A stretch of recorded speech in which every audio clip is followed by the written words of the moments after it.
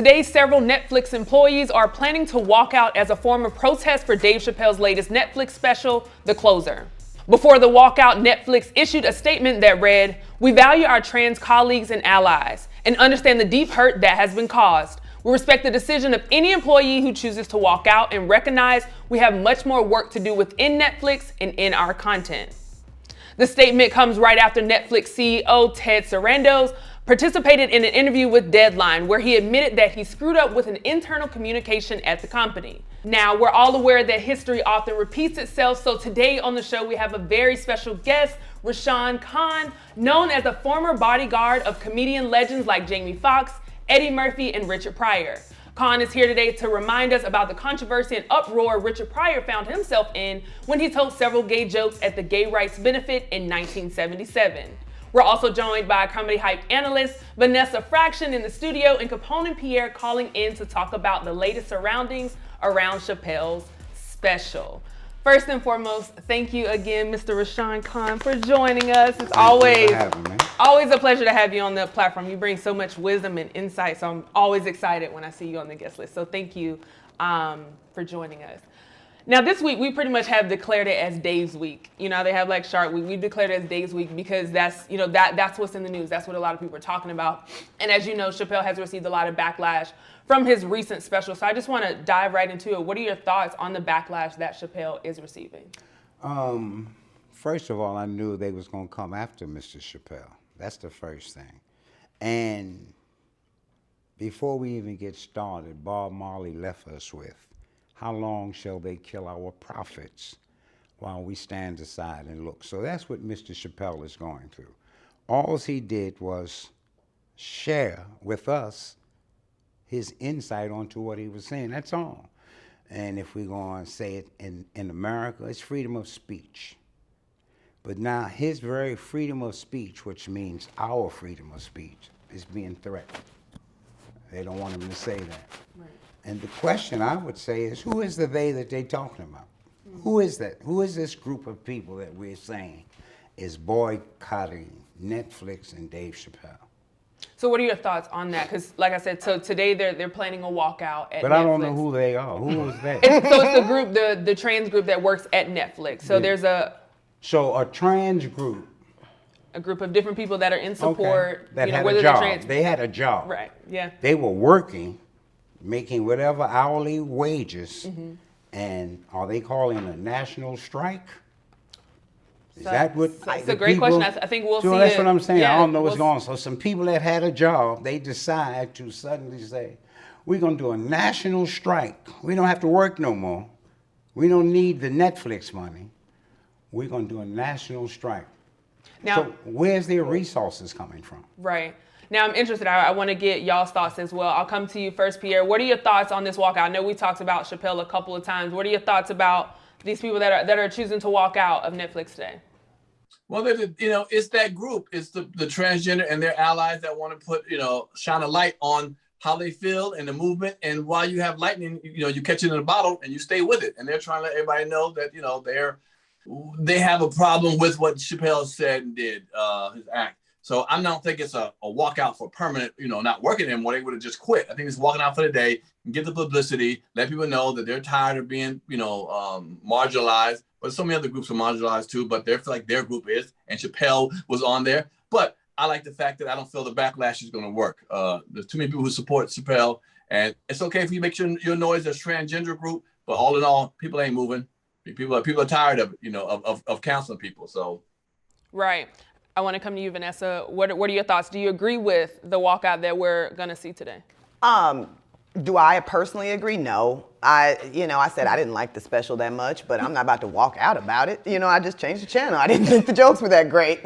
Big deal. For them, it apparently hits in a different spot and they're feeling more hurt. So I feel like people, as Pierre said, they have a right to walk out and show their displeasure and so forth. But are we going to walk out every time I don't like something? Mm-hmm. You know what I mean? So it comes to a point of what are we really doing, except for, like you say, bringing attention to your platform. I don't know as a company if I'm going to tolerate that kind of behavior. Right. You know what I mean? Because there's other ways to do it. And I don't think that, I'd have to watch it again, but I don't recall him saying anything that was that hurtful, if you will, or something that was going to incite violence or something like that. And those are the terms in which you say, hey, this is hate speech. Hey, we got to take this down. There's people getting hurt. No, it maybe didn't make you guys look so good. You know what I mean? According to him, he don't think you look that good anyway. You know what I'm saying? So, you know, it's his right. He can say what he wants. I support freedom of speech all day. So, you know. Capone, I'll come to you next. What are your thoughts on the walkout, and do you agree with it? I don't agree with it. Let them walk. What are they proving? Let them walk down the block. Let them walk home, whatever. I mean, it's every time, like Vanessa says, something that they don't agree with, that they got to take this type of action. It's starting to get annoying. That's the way I feel about it. And honestly, what I would like to see them set up a meeting. Let's, have a conversation or something like that. But, like you said, when you walk out, it's just like one of those things like, what is the reason? What is your cause? What are you looking to accomplish? Who are they? Well, we can't. It's a group of that consists of. I know a lot of gay Mm-hmm. people, and none of them are in this group that you're talking about. This organization. None of them get email from this organization. They don't know the presidents of this organization. So it's just someone that says something and taking advantage of, again, our young people, be they gay or not, and saying, here's what we're doing. Who is it? From my understanding, I'm not sure, but I believe it's people that are within the company. Right. And so they're saying like, hey, So how many people? I'm not sure. See, you asked so many specific questions, Mr. Khan. We're not sure about. Right. We're responding. But it's not. But Rashad, I don't think it's about amount of people or a particular group. They're just trying to put shine a light on what their cause is. All of them, even people who aren't part of that, who won't stand up for themselves, who are transgender. I think this group is trying to say, hey, this is what we feel. We feel bad when y'all talk about us. We're all transgender. So all the transgender is saying with the people at Netflix that have a job and whatever they pay at Netflix, they agreeing with those people at Netflix.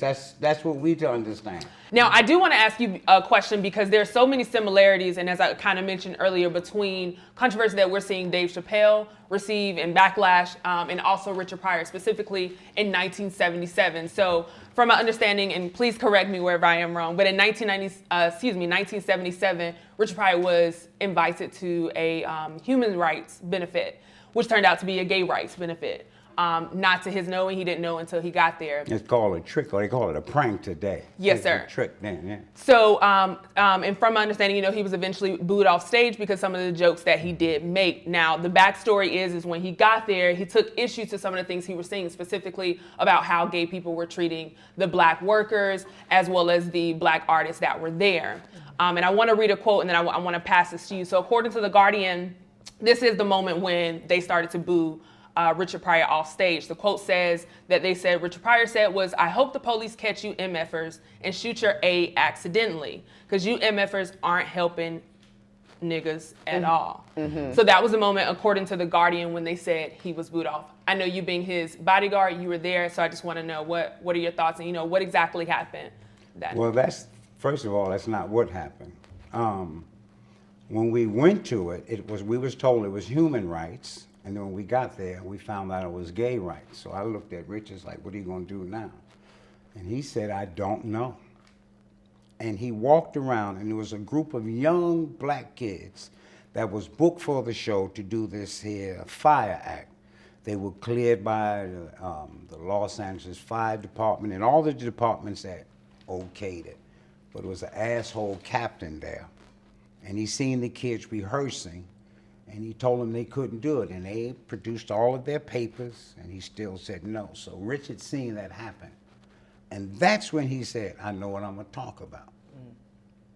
And then when he went out on the stage, he talked about an abuse that he experienced as a kid.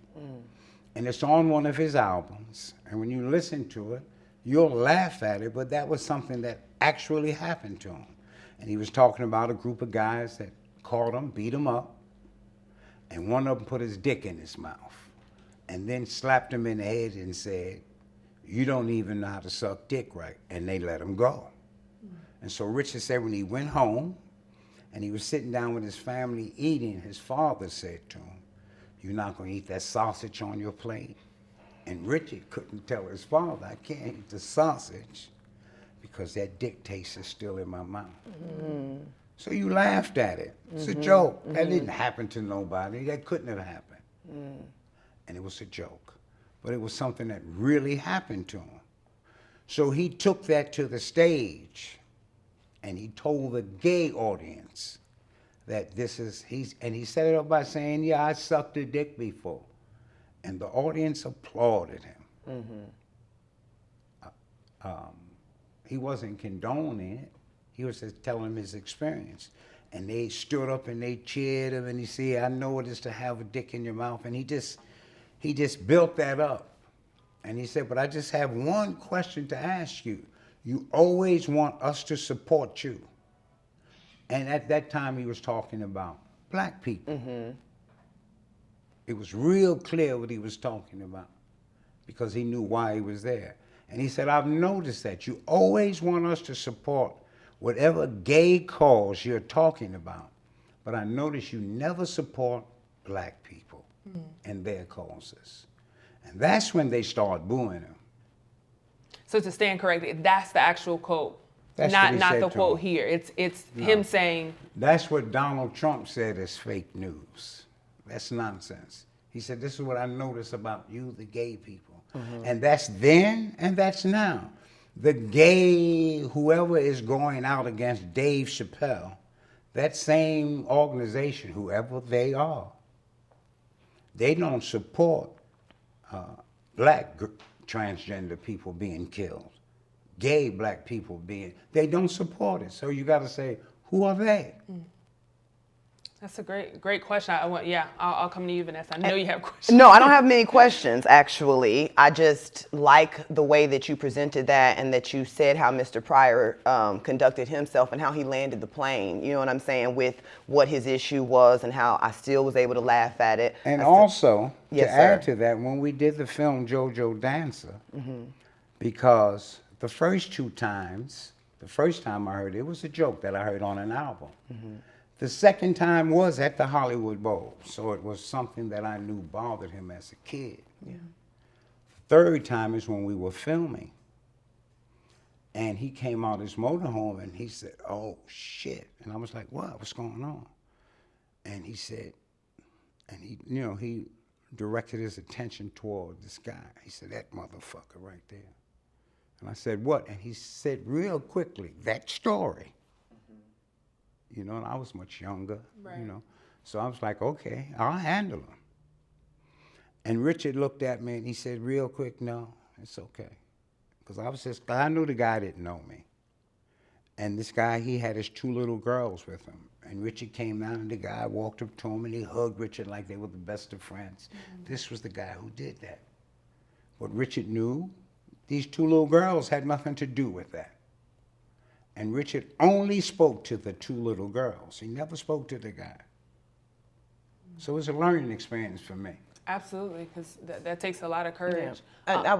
Go ahead. Go ahead. I was just going to say that speaking on an experience that you've had, speaking about Mr. Pryor, you know what I'm saying, to be able to do that, make that funny, land home, even the fact of you're putting this, who I have sex with over who I am as an individual. I didn't say it was funny. I'm saying we laughed at it. I understand that. So whether we laughed or whether you considered it funny or whatever, it brought forth a reaction out of me or whatever. That's what comedians do. You know what I'm saying? They bring Absolutely. a reaction, voluntary or involuntary. And Dave Chappelle's great at that as well. Right. I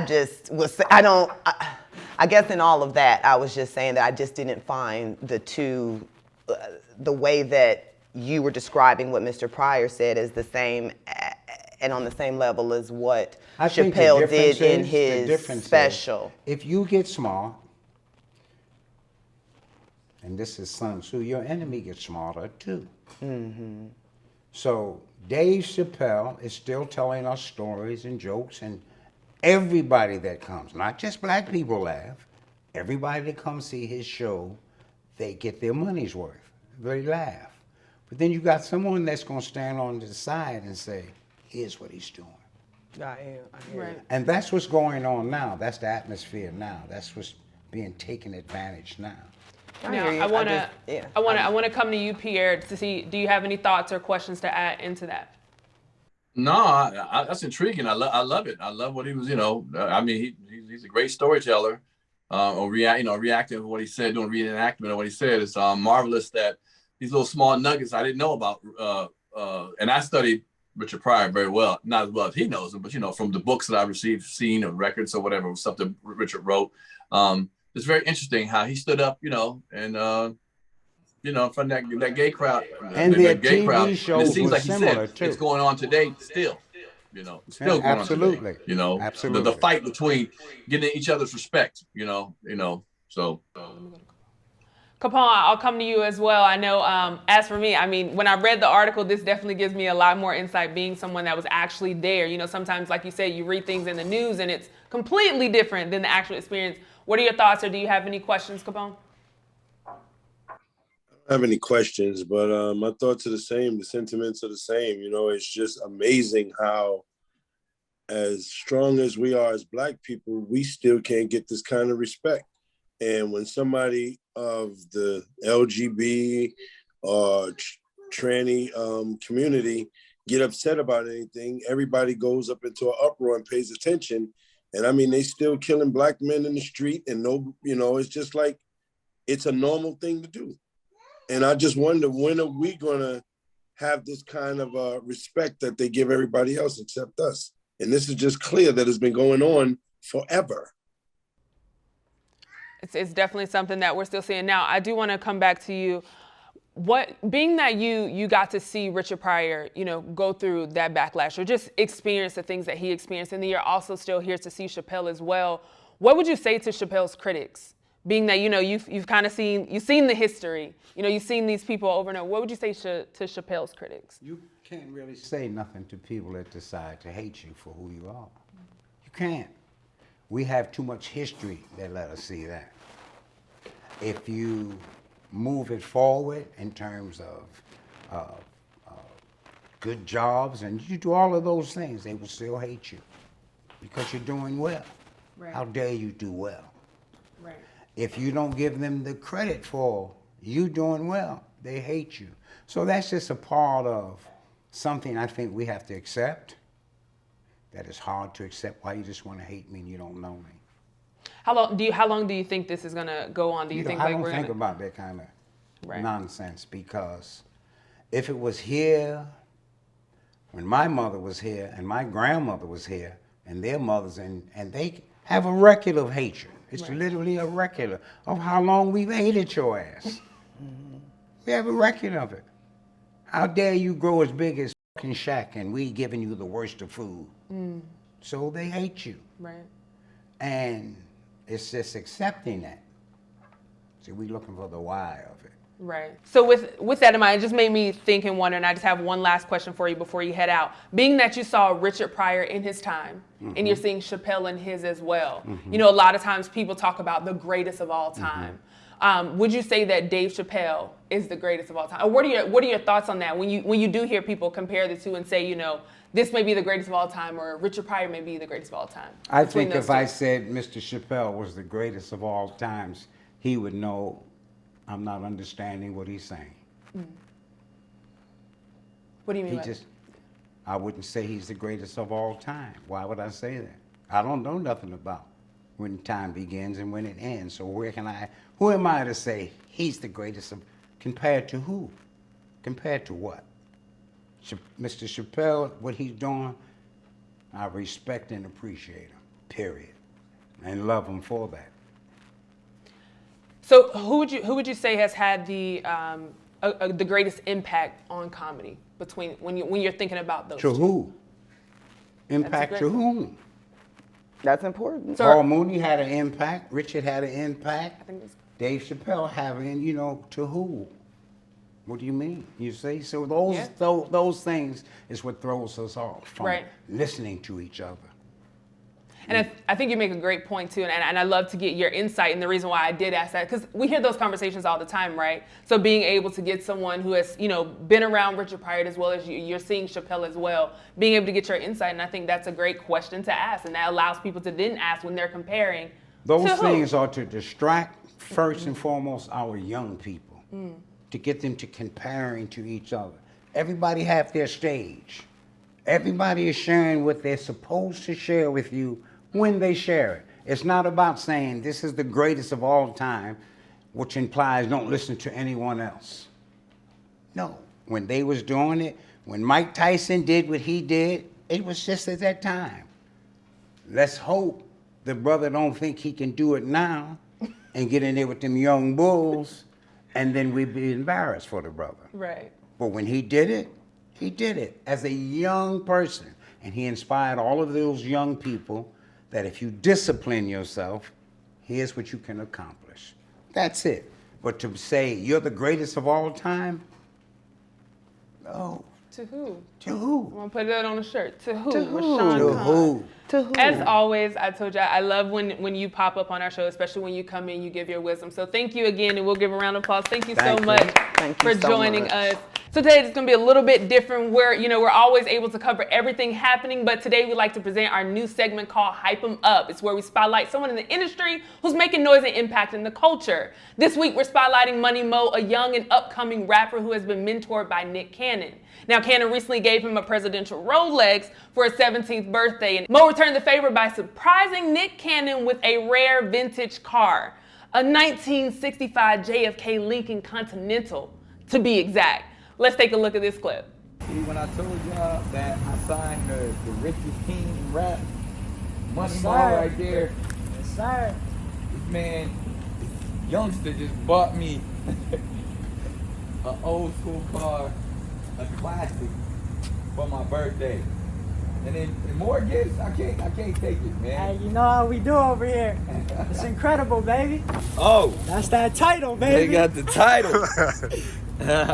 That's official. You see it? Yes, sir. Now, I that's super exciting. I'm excited to see it. Congratulations, and I look forward to that. But as always, I appreciate everyone for chiming in. Thank you, Pierre. Thank you, Capone, as well as Vanessa. You heard from us. Now we want to hear from you in the comments below. What are your thoughts about the walkout pertaining to Dave Chappelle's special? For Comedy Hype News, I'm Symphony Thompson. Oh, please put them in the comments. Please put it in the comments. I'll be reading this week. Do you know the comedy culture? Play Comedy Hype, the game. Out now.